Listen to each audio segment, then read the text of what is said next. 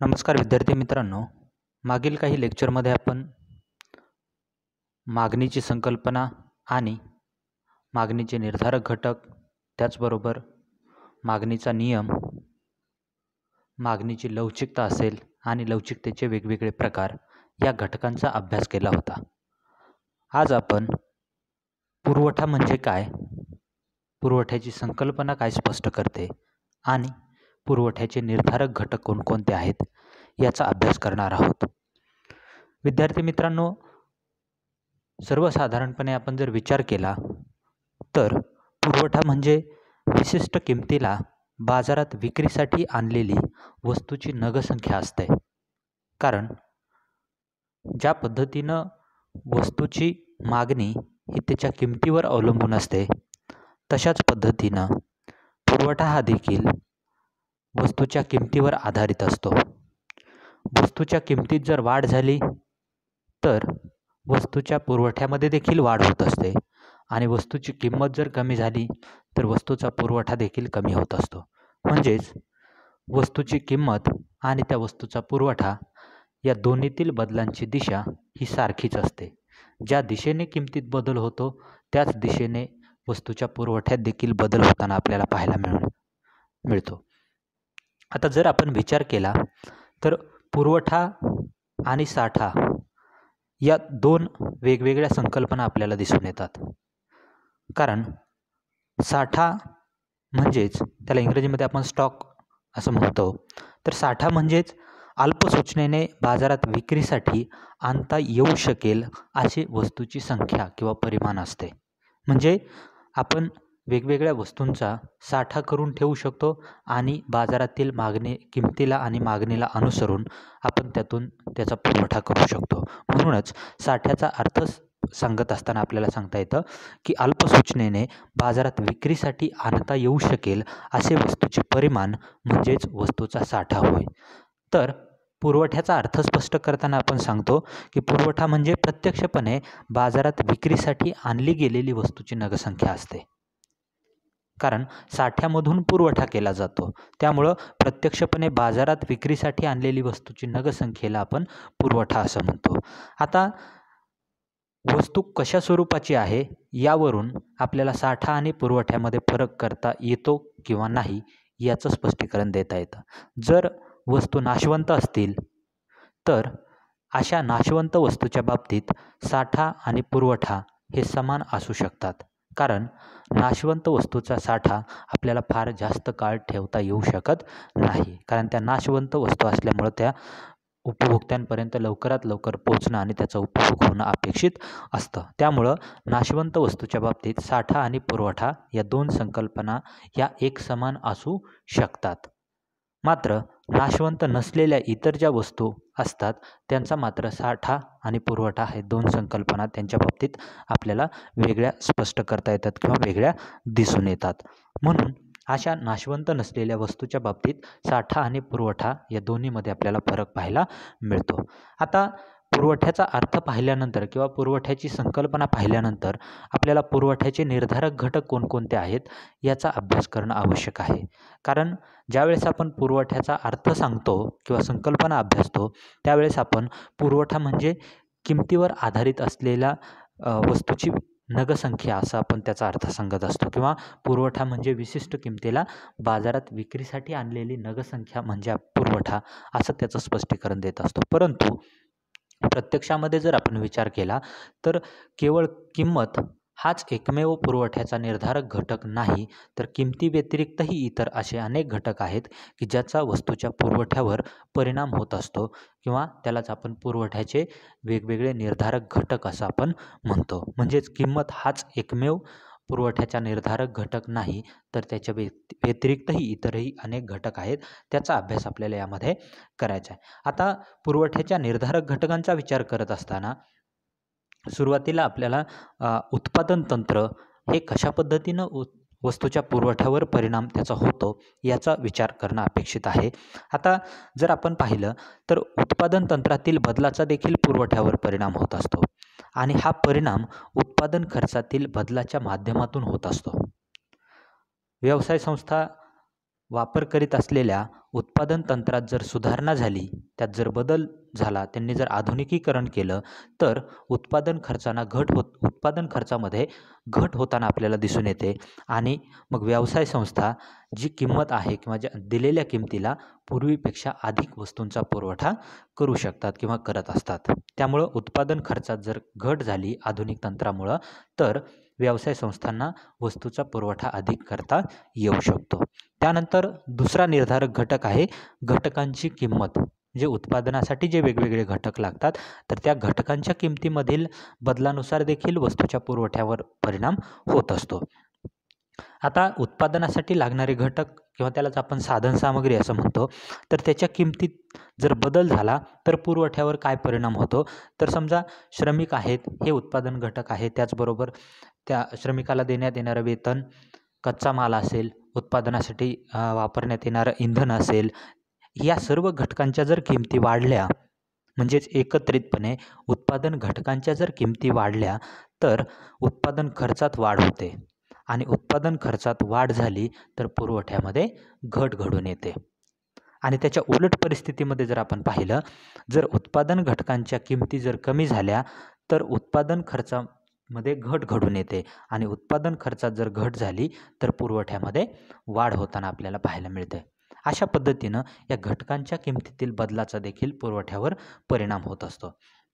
त्यानंतर इतर वस्तूच्या किमती, की समजा एखादी वस्तू असेल तर त्याच्याशी संबंधित असणाऱ्या इतर वस्तूंच्या किमतीतील बदलाचा देखील त्या वस्तूच्या पुरवठ्यावर परिणाम होत असतो.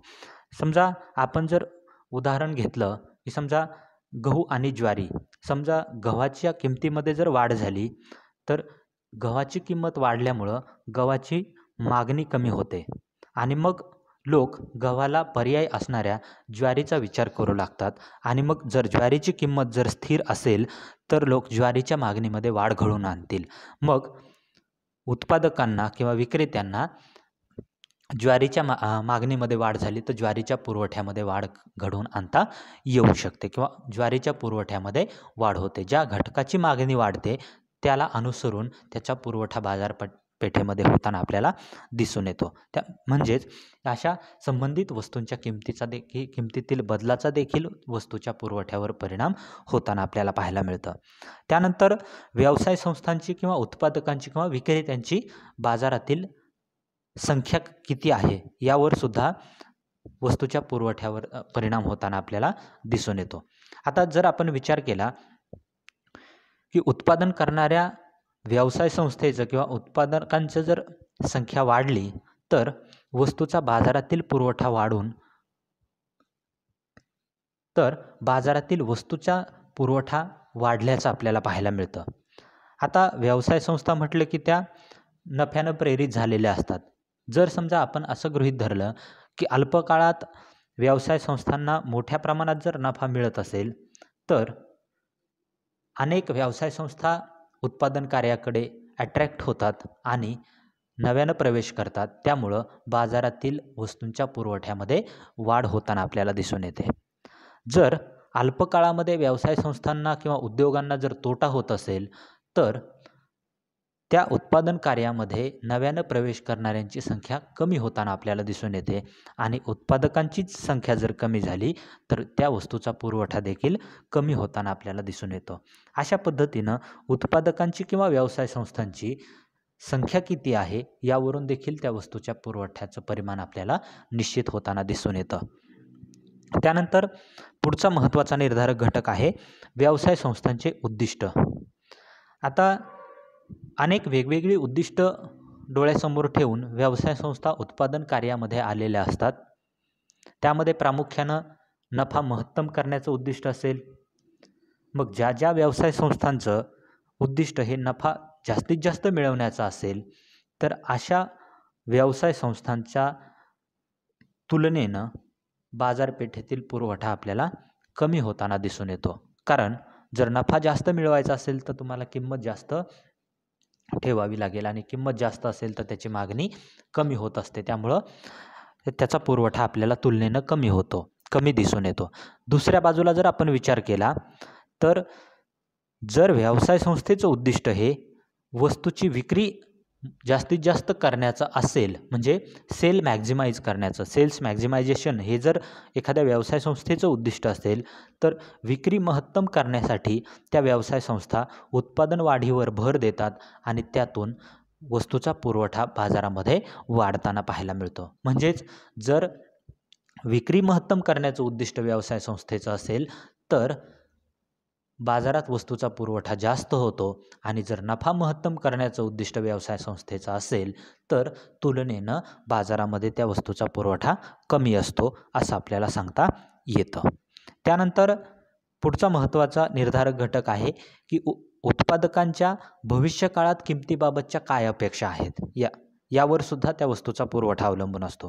की जर विक्रेत्यांना किंवा उत्पादकांना असं वाटलं की आज वर्तमान काळातील किमतीपेक्षा भविष्यकाळात आणखी किमती वाढणार आहेत वस्तूंच्या, तर ते त्या वस्तूंचा आज साठा करायला प्राधान्य देतात आणि त्यामुळं वर्तमान काळात त्या वस्तूंचा पुरवठा कमी होतो.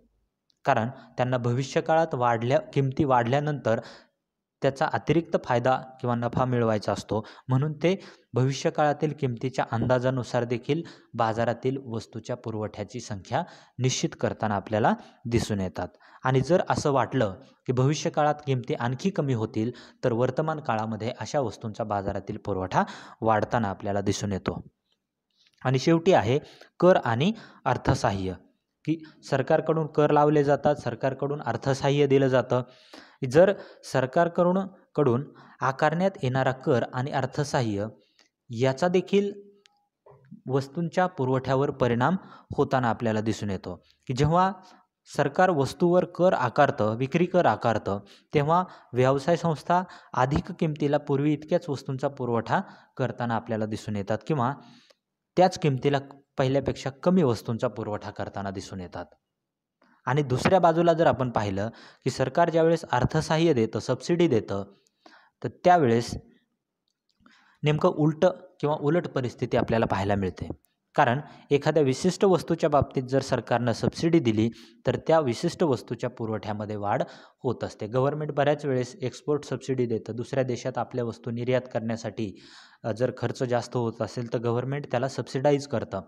त्याला सबसिडी देऊन तो खर्च भरून काढण्यासाठी मदत करत असतं. त्यामुळं सरकारच्या या अर्थसहाय्यामुळं वस्तूच्या पुरवठ्याच्या वाढीला चालना मिळतात आणि सरकारच्या करामुळं पुरवठ्याला काही प्रमाणात अवरोधसुद्धा निर्माण होऊ शकतो. अशा पद्धतीनं सरकारची ही धोरणंसुद्धा वस्तूच्या पुरवठ्यावर परिणाम घडवून आणत असतात. असे हे वेगवेगळे घटक आहेत की उत्पादन तंत्र असेल, उत्पादन घटकांच्या किमती असतील, भावी किमतीबाबतच्या उत्पादकांच्या अपेक्षा असतील, व्यवसाय संस्थेचं उद्दिष्ट असेल, हे असे किमतीव्यतिरिक्त हे वेगवेगळे घटक आहेत की जे पुरवठ्याचे निर्धारक घटक म्हणून ओळखले जातात किंवा पुरवठ्यावर परिणाम घडवून आणणारे घटक म्हणून ओळखले जातात. की या घटकांमध्ये जर बदल झाला तर निश्चितच पुरवठ्यावर सुद्धा त्याचा परिणाम होत असतो आणि त्याला अनुसरून मग पुरवठा वक्र डाव्या किंवा उजव्या बाजूला शिफ्ट होताना आपल्याला दिसून येतं.